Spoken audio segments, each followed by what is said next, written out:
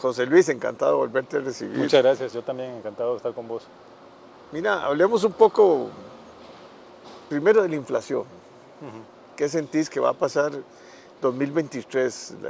Ha disminuido la inflación en Costa Rica, porque subimos tanto la tasa del Banco Central, la tasa monetaria, que eso ya está sintiéndose una contracción en la economía. Además, se pronostica que no va a crecer como creció este año, la economía.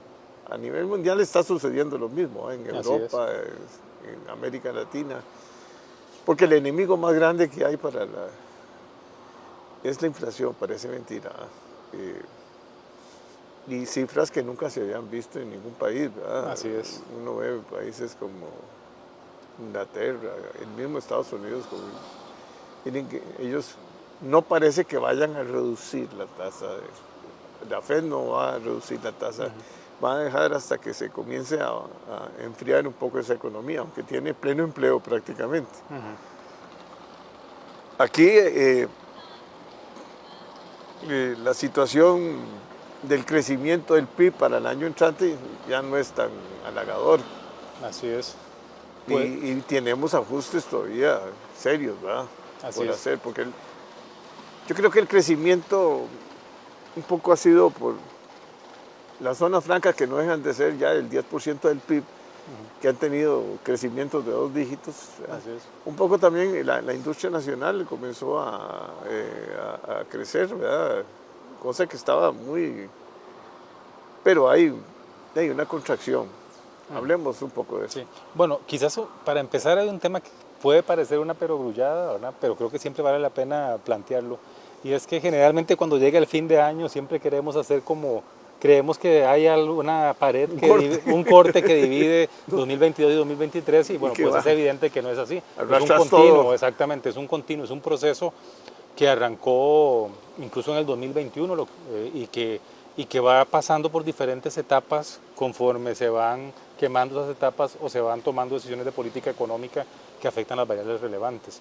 Entonces, dicho eso, yo diría que el 2023 yo creo que va a marcar una nueva etapa en el proceso de conjurar los riesgos inflacionarios y manejar los efectos secundarios de meter un frenazo en la economía mundial y en la economía local. Me explico un poquitito de qué estoy hablando.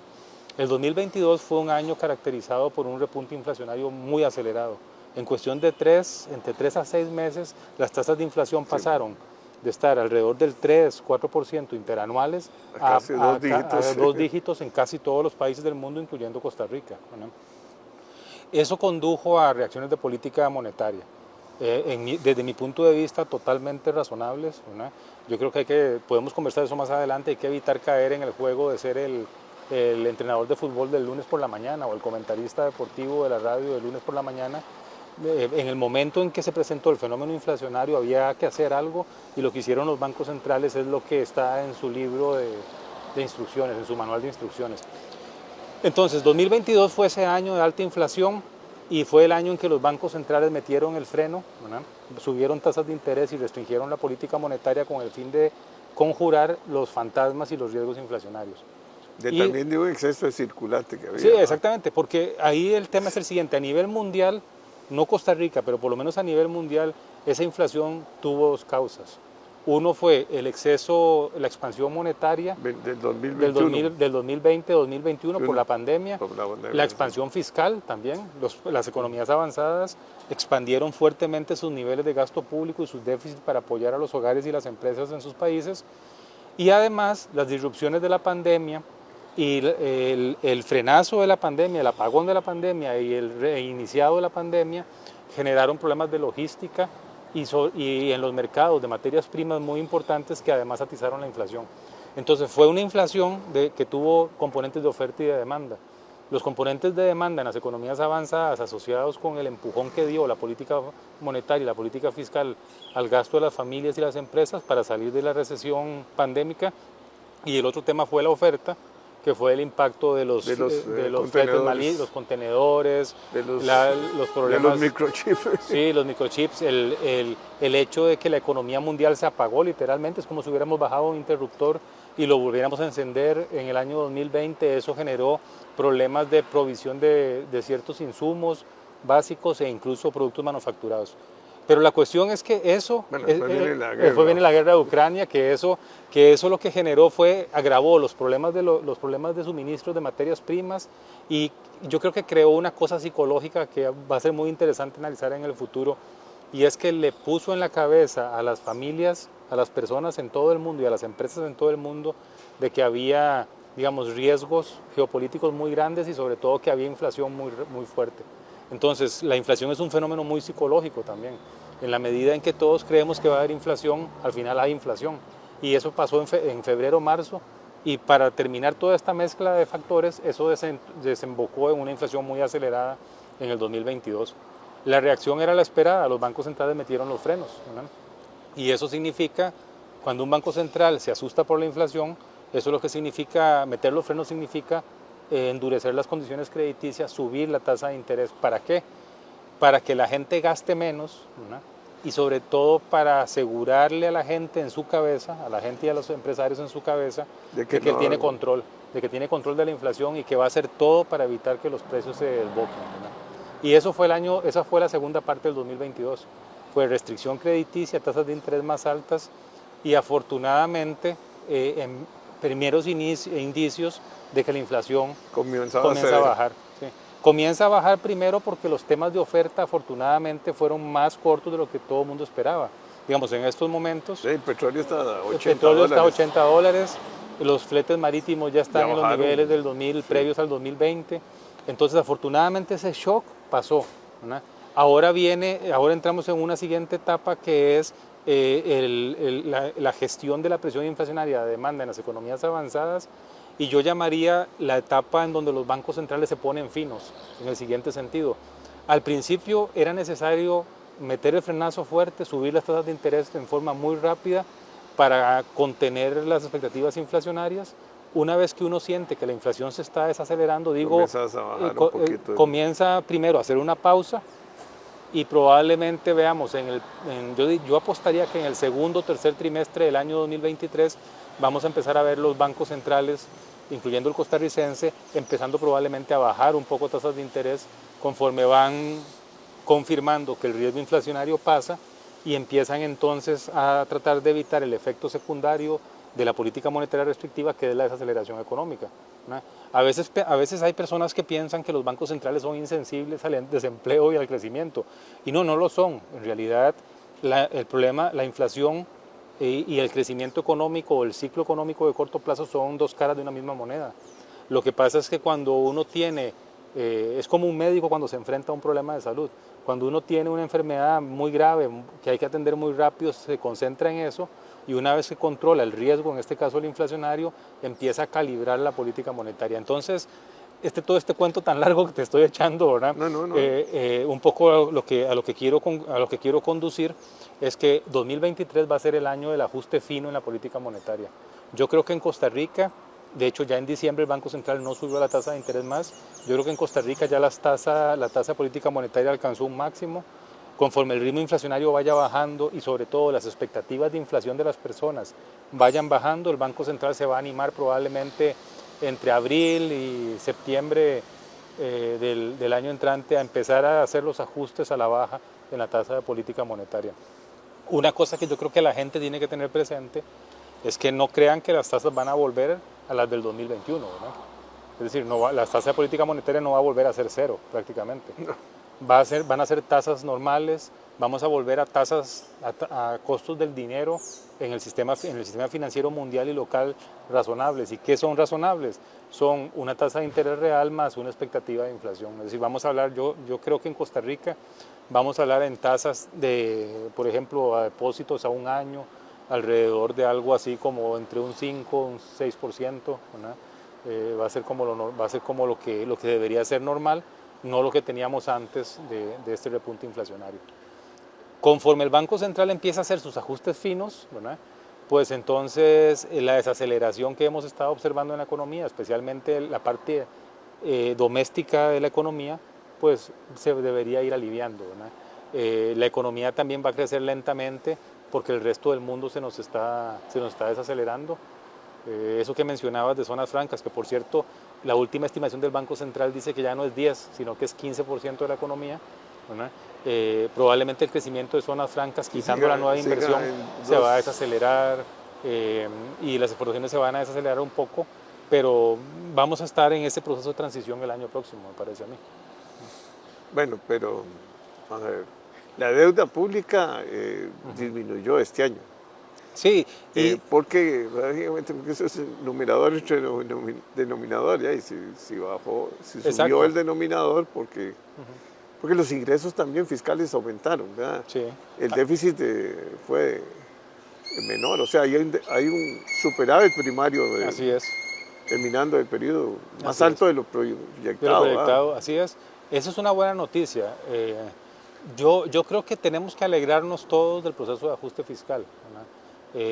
Porque así fue costoso en general, política y económicamente, ejecutarlo a partir de diciembre del 2018.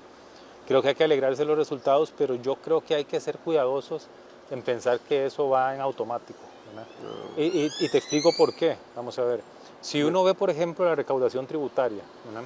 Si uno ve la recaudación tributaria sigue creciendo, pero ya no son los ritmos de crecimiento del 2021, que eran la mezcla de la entrada en vigencia totalmente de la reforma del 2018 y la recuperación pospandémica, sino que con la economía desacelerándose, el ritmo de crecimiento de los ingresos tributarios también va perdiendo dinamismo. Yo hice un pequeño ejercicio con los datos creo que a octubre, que es el último dato disponible que vi en ese momento, y le quité el efecto de inflación a la recaudación tributaria. Sí, entonces, exactamente, entonces si le quitas el efecto no de pasó inflación, nada. pasó pero muy poquito. Muy poquito. Digamos, en el periodo de enero-octubre del 2021, sin inflación, la recaudación tributaria creció más de 25%. Ese es el efecto de la pandemia y el efecto de la reforma del 2018. Y en el año 2022, el periodo de enero-octubre, si le quito la inflación, el crecimiento es de apenas 3%. ¿No? Entonces, es un crecimiento positivo, pero no es el de los años previos. Entonces hay que tener cuidado con el tema vinculado con la desaceleración y el efecto tributario. Y la otra cosa con la que yo creo que hay que tener mucho cuidado... Y con los resultados entonces también. Porque, y hay que tener mucho cuidado con los temas... Porque uno dice, bueno, tuvimos un superávit primario, sí, pero los colones de ahora no son los mismos de principio de año. Y en el gasto vamos a seguir teniendo muchas presiones, ¿verdad? Tenemos presiones, por ejemplo, de grupos de interés tradicionales, como los sindicatos, que van a seguir presionando porque los salarios de los empleados públicos están congelados desde el año 2020 o 2021. Y supuestamente por la ley no van a poder subir todavía. Por la ley de fortalecimiento de finanzas públicas. No hemos llegado al 60%. Exactamente. Ni vamos a llegar. Yo creo que podríamos llegar más rápido de lo que estima el fondo, pero faltan 1 o 2 años más. Sí. Y la otra cosa es también el gobierno, digamos, lo que el presidente Chávez quiera gastar. Y en ese sentido... Y lo que la Asamblea lo quiere dejar de... Sí, exactamente. Y ahí la verdad es que vamos a tener también presiones. Por ejemplo, los decretos de emergencia en infraestructura y los casi 1.400 millones de dólares que el gobierno ha obtenido de financiación con el BESIE y el Fondo Monetario Internacional vinculados con la recuperación de la red vial, ¿verdad? Son un conjunto de muchos proyectos pequeños a nivel municipal, cantonal, que el gobierno quiere ejecutar, financiados externamente, pero que si no levanta la regla fiscal no va a poder hacerlos. Entonces, un poco aquí el punto hay también presiones de gasto que va a haber que gestionar en el futuro. Y luego el financiamiento, ¿verdad? Por más que Hacienda crea que las tasas de interés van a bajar localmente muy rápido el año entrante, eso no va a pasar. Y no por culpa de Hacienda. Es decir, esa es la paradoja de todo este entorno en que estamos manejándonos. La razón por la cual las tasas están altas hoy no es culpa del ministro de Hacienda, es culpa de la inflación y de la necesidad de meter un frenazo para contener la inflación. Y eso no va a pasar y esas tasas no van a bajar tan rápidamente. Entonces también en la parte de financiamiento hay retos en la parte fiscal. Entonces, sin querer ser aguafiestas o un ave de mal agüero, ¿verdad? En estos finales e inicios de año, lo que yo te diría un poco hay muchos éxitos en la parte fiscal, pero hay que cuidarlos, ¿verdad? Es decir, no son automáticos, ¿verdad? no son automáticos y ahí va a haber mucha tensión y mucha presión al respecto. No, aquí no hay nada. Nada automático. Nada automático. Exactamente. No, Así es. Las presiones van a ser muy fuertes. ¿verdad? Exactamente. Presiones para aumentar también, porque la ley de ajuste fiscal también restringe la inversión, ¿verdad? Porque Sí, claro. se suman los dos, gasto y inversión. ¿verdad? Porque estamos justamente Porque estamos en el 60 y pico en por ciento. el 60, cuando la deuda PIB pasa al 60% del producto, dentro de la regla fiscal cae la inversión. Por eso te digo que si el Ejecutivo quiere ejecutar, perdonen la redundancia, esos planes de infraestructura, en la ley que va a tener que enviar al Congreso para que le aprueben financiación externa, también va a tener que pedir que se le levante la regla fiscal y además presupuestar esos gastos. En un entorno en donde viene la campaña de municipales y cuando probablemente algunos grupos políticos vean que son un montón de pequeños proyectos de puentes, carreteras en diferentes municipios, quizás algunos partidos políticos empiecen a ponerse un poco, digamos, nerviosos y no les guste quizás que el gobierno ejecute eso en un periodo muy corto. Pero como te digo, es decir, no es ser ave de mal agüero, la estabilidad fiscal es un bien difícil de alcanzar, más en un país como Costa Rica, con una política a veces tan complicada de vetos y de poca capacidad de alcanzar acuerdos en cosas significativas, y por lo tanto hay que ser cuidadoso para manejar, digamos, esos balances, el balance de buenos números fiscales, ¿verdad? Sostenerlos, pero también teniendo el cuidado de que uno no puede tener superávit fiscales a costa de deteriorar, por ejemplo, los servicios que recibe la población, porque si no eso se te va a devolver en un boomerang de político. Los costos de no arreglar exactamente, toda la en un boomerang infraestructura político y también en un boomerang económico, ¿no? ¿Y el tipo de cambio? Bueno, eso es una muy buena pregunta. Vamos a ver, nunca había visto yo este fenómeno. Bueno, es que estuvimos en una montaña. Había una montaña de ingresos. Exactamente, de dólares. para mis clientes, en los seminarios que hacemos para nuestros clientes, yo al final, en el último, de lo que les decía es, el 2022, fue una montaña rusa de emociones cambiarias, ¿no?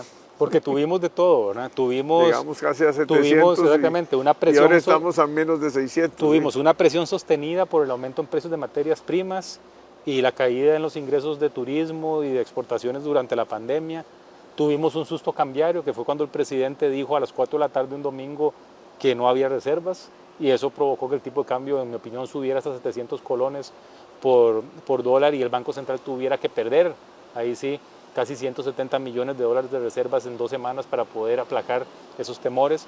Y después de eso tuvimos, ¿verdad?, materias primas bajando de precio, las importaciones sin subir, petróleo bajando, turismo en un año creciendo, completamente atípico en donde no hubo temporada baja, es decir, el turismo siguió aumentando y los ingresos de turismo siguieron creciendo, servicios, las exportaciones de servicios disparadas, y esos son muchachos que reciben salarios en dólares y que gastan en colones, ¿no?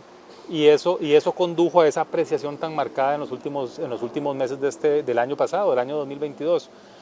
Ahí un poco el tema es, además se juntó, yo soy muy malo para los dichos, pero para los refranes, el hambre con las ganas de comer también. Es decir, además de los excesos de oferta en el mercado cambiario legítimos que hubo en el segundo semestre del 2022, eso que te decía, estabilización de las importaciones y turismo y servicios disparados creciendo, la otra cosa que sucedió fue, me parece a mí, el interés del Banco Central en el corto plazo de tratar de que el tipo de cambio fuera también un elemento que anclara la inflación. No es algo ortodoxo, y si le preguntáramos al presidente del Banco Central si él hizo eso, probablemente lo negaría, y es lo que tiene que decir, porque no es algo ortodoxo, pero también el tipo de cambio bajando. ¿Pero las reservas se mantienen o se disminuyeron? No, las reservas están aumentando, de hecho... ¿Aumentando por qué? En el 2022... Pero es un fenómeno también y si tenemos unas zonas francas tan importantes y la mayoría se paga en colones, o sea, pero... esto está afectando al turismo, ¿no? Está afectando las exportaciones, está afectando a un montón de sectores. Ese es el gran tema, yo diría. porque para el año. perdéis competitividad, quiera o no Así es. quiera, a nivel mundial, ¿no? Ese es el gran tema para el 2023. Vamos a ver, yo creo que hay que diferenciar, yo diría que hay tres cosas que hay que diferenciar. En primer lugar, conforme la inflación se ha ido conteniendo, el Banco Central va a tener menos incentivo para tolerar apreciaciones cambiarias adicionales. ¿Por qué? Porque ya no le interesa, ya no le ayudan con la inflación y además le afectan la competitividad externa de la economía. Sí, Y la claro. economía y la economía depende de las exportaciones de bienes y servicios, ¿no? También hay una industria local que si le baja el tipo de cambio Sí, tienes que ir a competir. pierde competitividad frente a las importaciones y eso no le conviene al Banco Central. No, porque son los generadores de empleo. Son, o sea, son los generadores de divisas. Ahora, ¿cuál es el tema aquí? Si la razón por la cual la moneda se aprecia es porque en realidad el sector externo es muy dinámico, uno podría pensar si hay razones como para en el largo plazo permitirlo. Pero aquí la pregunta es si esos componentes van a seguir tan dinámicos en el 2023, que pareciera que no va a ser así, porque la economía mundial se va a debilitar. Y el otro tema es el efecto Pero de es los que- aumentos en las tasas y el financiamiento externo. yo siento, perdón, que, que el turismo va a crecer en Sí, claro. 2023. O sea, hay como un boom ahí que viene. Y esos son 4.000 millones de dólares, ¿verdad? El sector exportador de las zonas francas también. Pero digamos, la industria local, Esa va a ser la que va esa es la que padece puede tener un costo muy alto porque no competís, ¿verdad? O sea, Así es. simplemente Ese Costa es Rica es un país muy caro. muy caro, exactamente. Ese es el balance que el Banco Central va a tener que hacer, porque el otro componente que te decía que afecta el tipo de cambio es el hecho de que las tasas en moneda local estén tan altas. Velo de la siguiente manera. A finales del 2022, los depósitos a 6 meses a un año en moneda local estaban alrededor del 9%. Los depósitos en dólares al mismo plazo estaban alrededor del 4,5%. Si el tipo de cambio está estable Ahora o comienza cae, a subir. ¿verdad? O cae, Ok. hay un incentivo muy marcado para invertir en moneda local. Y esa es, en mi opinión, no una buena razón para apreciar la moneda, porque son los flujos de capital, son movimientos de portafolio, incluso flujos de capital externo que no deberíamos permitir aprecien la moneda por el impacto que tienen sobre las exportaciones en la industria local. Y el tercer elemento que a mí me preocupa es el financiamiento externo. Yo sé que el Ejecutivo, el presidente Chávez, pero también el gobierno anterior, el Ministerio de Hacienda anterior, fue sumamente insistente en que quería mucho financiamiento externo. A mí me parece que es excesivo el financiamiento externo que este país va a tomar los próximos 2 años. En otro momento probablemente era necesario, ahora no es tan necesario y ahora hay que pensar que esa financiación externa tan grande, eurobonos, préstamos con el Fondo Monetario Internacional, con el BID, con el Banco Mundial, en realidad Y el Banco Centroamericano. el Banco también. Centroamericano de Integración Económica lo que pueden es en esta coyuntura ayudarle relativamente poco al Ministerio de Hacienda a financiarse y además y complicar mucho la gestión cambiaria, ¿verdad?, en el 2023. Entonces hay que tener cuidado con esos elementos. Si me preguntas por la apuesta, no sé si me lo estás haciendo, pero lo que yo apostaría es lo siguiente. Yo creo que vamos a ver un 2023 con las siguientes características cambiarias. Va a seguir habiendo mucha volatilidad, pero no de montaña rusa, sino de volatilidad diaria. Ya hemos visto que al actual presidente del Banco Central le gusta la volatilidad diaria. Digamos que un día suba 5 pesos, que al día siguiente baje 4, que al siguiente suba 7, el otro 4, mucha volatilidad diaria. Sí, pero bueno. Y la tendencia, yo creo que la tendencia va a ser de mucha estabilidad, porque me parece que el Banco Central va a estar menos interesado en la apreciación nominal o más preocupado por la apreciación real de la moneda y va entonces a intervenir absorbiendo los excesos de oferta que yo creo que van a seguir estando presentes a un tipo de cambio más alto, es decir, no va a esperar que bajen. Eso significa que el tipo de cambio va a estar más estable, no va a tener la montaña rusa del 2022, va a estar más estable, pero siempre va a haber volatilidad en los días y la estacionalidad típica que hay siempre en los meses en que hay pagos de impuestos o que llegue el fin de año.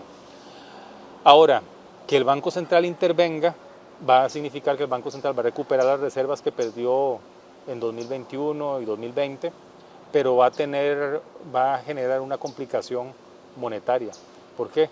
Porque cada vez que el Banco Central compra un dólar, ¿verdad?, emite colones. y los colones no los va a poder dejar circulando en la economía con tanta facilidad, los va a tener que absorberlos. Entonces ahí el dilema del Banco Central va a ser mantener estabilidad cambiaria, quizás defender, y de nuevo esto no es ortodoxo, si le preguntas al presidente del Banco Central probablemente no va a aceptar esto, tratar de mantener un tipo de cambio real y además al mismo tiempo tener que mantener tasas en moneda local relativamente altas por la absorción que va a tener del dinero que emite. Yo sé que es un poco enredado esto, ¿verdad? Y eso te pasa por invitar a un economista en estas fechas, porque te va a complicar todo, pero en general, para ponerlo en sencillo, lo que yo creo que va a haber sencillo, es digamos, ¿vos comprarías dólares ahora o no comprarías? Yo creo que... ¿Ahorrarías en dólares o ahorrarías en colones? Esa es una pregunta de La segunda yo creo que va a depender de cada persona, ¿verdad? Vamos a ver, yo creo que lo que hay que tener presente es que puede haber mucha variabilidad cambiaria, ¿verdad? Va a depender mucho de los intereses y las necesidades de ahorro y para qué ahorran cada persona. Lo que yo creo es que probablemente... Digamos, los fondos de pensiones, que son los grandes ahorrantes en este país, que son mucha plata, ¿verdad? Vamos a ver qué hacen. Primero ¿verdad? se salieron a comprar papel en Estados Unidos, en las bolsas, y bueno, ahora... Han vuelto porque dicen, bueno, ahí está la cosa difícil, ¿verdad? Bueno, han vuelto por varias razones. Una, porque afuera los rendimientos de bolsa han caído mucho, porque además políticamente han recibido muchos golpes desde mi punto de vista injustificados. Por el banco, por la FED, y por el entorno político. Por el entorno político. Por el entorno político que cree que los fondos de pensiones están perdiendo dinero de verdad, ¿no? Y entonces cuando salen algunos políticos y algunos analistas con ideas absurdas desde mi punto de vista, vinculadas con que lo que está sucediendo es un problema de, digamos, ineptitud en el manejo de los fondos. Es una situación de mercado, ¿no? La otra cosa que te iba a decir con los fondos es las tasas en colones subiendo y Hacienda ya teniendo que reconocer, digamos, francamente que las tasas tienen que ser más altas para atraer los inversionistas. Yo creo que le ha abierto otra vez a los fondos de pensiones el mercado local. Y entonces ahora estás viendo a los fondos de pensiones comprando títulos en colones porque las tasas de interés ahora sí son decentes, ¿verdad? No porque arbitren, sino porque ya las tasas son decentes. Son reales, digamos. Sí, una de las razones, y esta es una de las cosas injustas, me parece, con los fondos de pensiones, ¿verdad? Una de las razones por las cuales se fueron a... Pero van a tener que hacer pérdidas ya. Sí, exactamente. Ya lo hicieron. Bueno, son pérdidas de papel, digamos. Sí, yo no creo que ningún gestor de fondos de pensiones locales haya salido de esas posiciones. Haber salido de esas posiciones era una locura. Era una locura.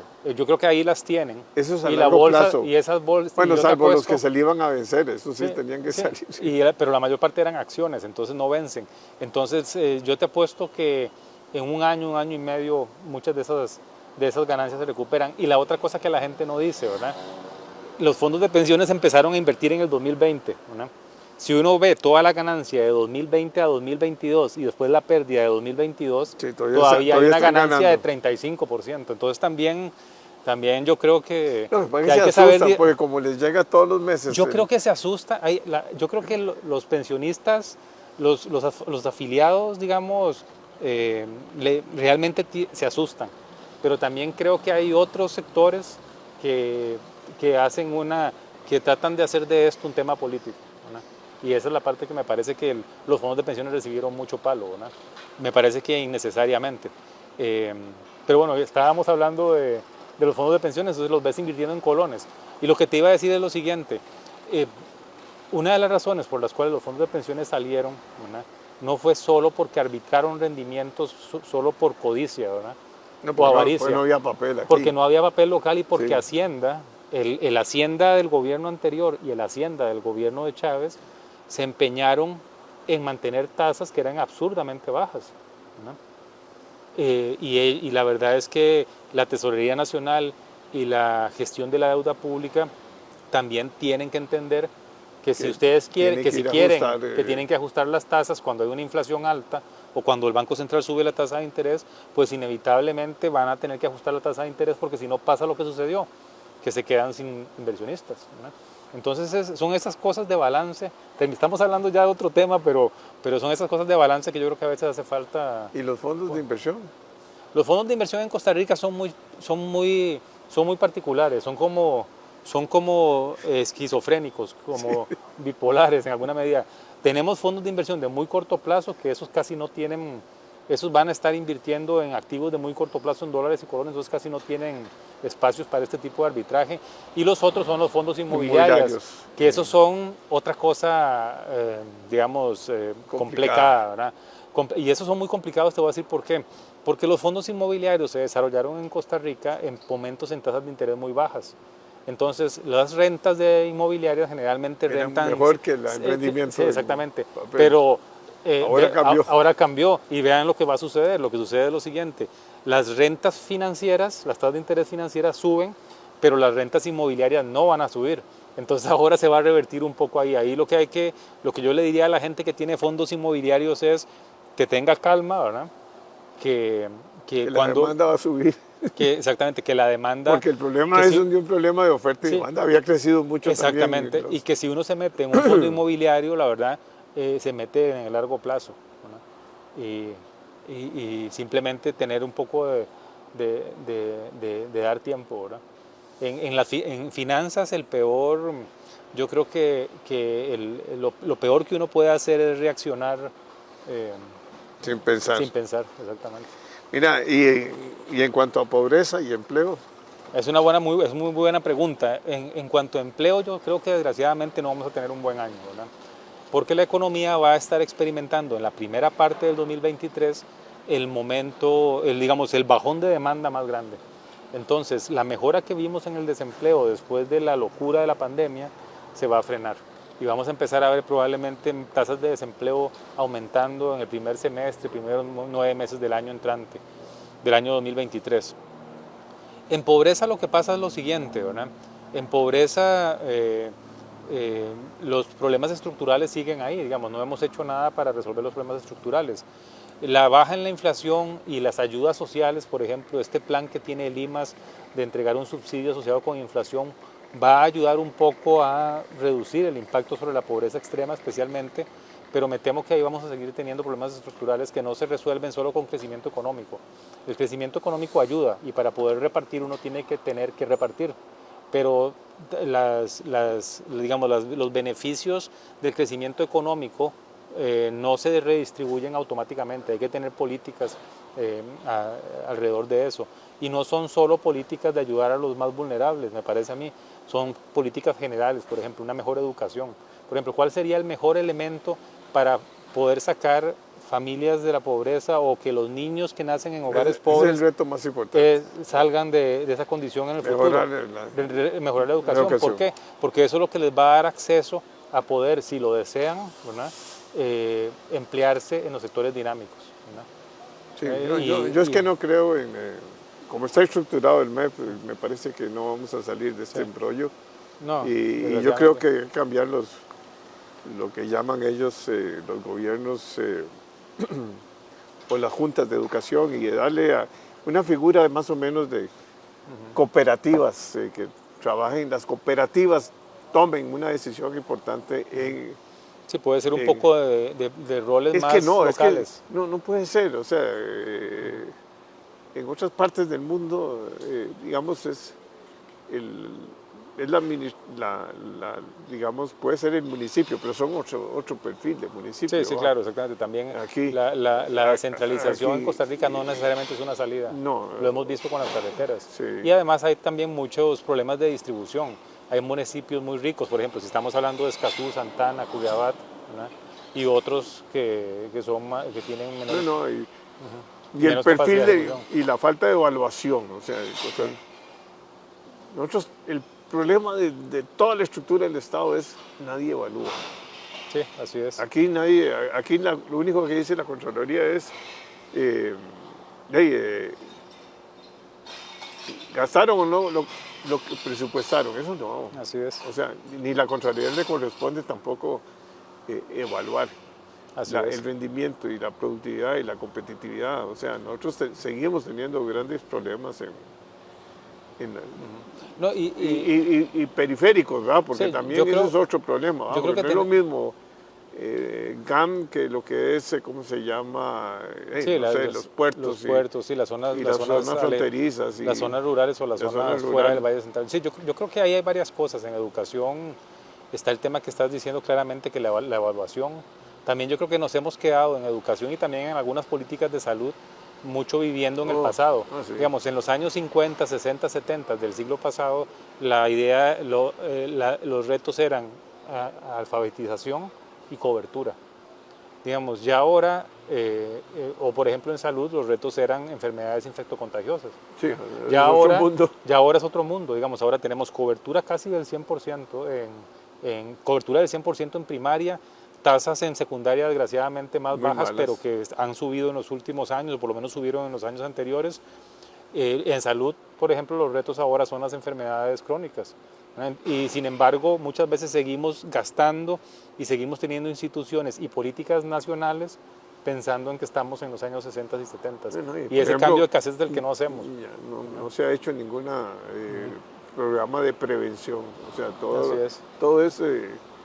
Es que la caja no le preocupa si la gente es más obesa o menos obesa. Lo que hay, yo creo, es mucha inercia, y la inercia se origina porque hay esa rigidez que tiene. Por la rigidez institucional y también por los grupos de interés, digamos. Por ejemplo, en educación, ya no salimos del tema otra vez, pero en educación uno de los grandes temas es, por ejemplo, el de evaluación que estabas mencionando.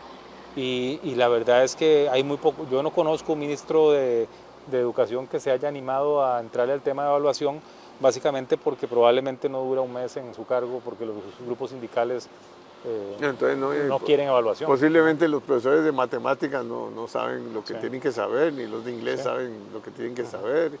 Exactamente. Y posiblemente, para mí es un desastre porque se escogen muy mal.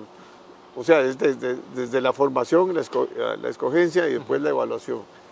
Y como en todas partes del mundo uno evalúa todos los años. Sí, exactamente. No es una evaluación una sola vez. O sea, así es. Pero... Bueno, José, entonces con el fondo vamos a tener 1.500 millones. Bueno, por si el Banco Central debe tener ya los 1.000 y pico millones que se le vencen ahorita, ¿no? Digamos, el eurobono que vence en la segunda semana, en la segunda quincena de enero, yo no me preocuparía por él. Me parece, al final del 2022 ya había prácticamente tres cuartas partes ya listo para pagarlo, y levantar la parte que falta localmente no hay problema. Más bien, yo creo que el 2023 el problema va a ser cómo gestionar el exceso de oferta de divisas sin afectar negativamente sectores exportadores y que compiten con importaciones, y sin sobre todo caer, yo creo, en un riesgo muy grande, ¿verdad?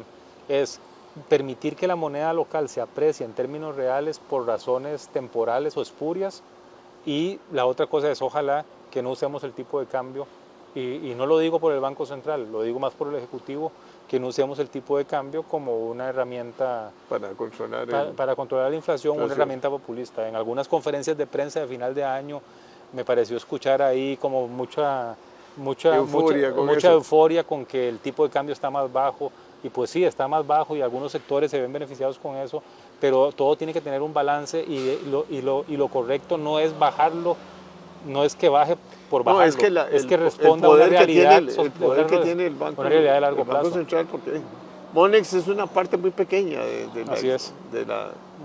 Entonces todo el mundo dice, Monex está subiendo, está bajando, pero el tipo de cambio, los grandotes están los maneja el Banco Central, ¿verdad? O sea, ahí no va Recope, ni va un montón de instituciones, ¿verdad? Ni el ICE. Bueno, se bajaron la carga financiera del ICE, ¿verdad? Entonces, sí, eso también entonces van a decir que bueno, ahora hay que bajar las tasas van a bajar las facturas en el ICE. Bueno, ¿verdad? es posible que puedan bajar un poquito. Pero, hay que tener cuidado, por eso hay que tener cuidado porque bueno, después cuando se ajuste el tipo de cambio al mercado, y es que a mí lo que más me preocupa es que todos los países han venido más bien devaluando, o sea, bueno, Europa. ¿Para qué? El euro está igual que el dólar. El dólar, exactamente. Pero también los americanos están gastando un montón de plata con esto de Ucrania, y esta guerra no pareciera que va a terminar rápidamente. Todavía siguen ahí gastando los últimos cartuchos, por lo menos Rusia. O sea, y eso va a mejorar, bueno, no sé, los granos y los fertilizantes, todo eso. Yo no sé si Ucrania está exportando o no está exportando, pero sí debe estar haciendo una oferta limitada, digamos. Exacto. Los precios de materias primas se han estabilizado, y desgraciadamente, aunque esto pueda sonar como muy insensible, ¿verdad? entre más dure la guerra de Ucrania, menos importante va a ser para el resto del mundo desde el punto de vista económico, ¿no? Porque los productores y los demandantes de las materias primas se van ajustando, se van acomodando a las realidades, ¿no? Pero el hambre a nivel mundial va a aumentar.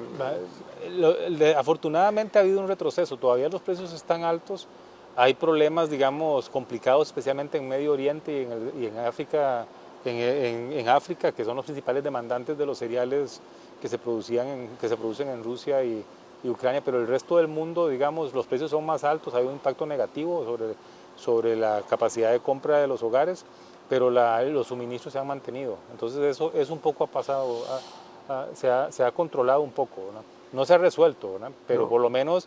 Y no parece que se va a resolver. Sí. No, y ahí lo O importante sea, porque es le siguen inyectando plata todos los países de Occidente, básicamente europeos y Estados Unidos con la OTAN. Ucrania va a tener ahora ya los Patriot, que son estos sí, exactamente. para defenderse. Pero, o sea, yo creo que esta va a pero ser... están probando todas las armas, ¿verdad? Yo creo que esta es una guerra larga, digamos...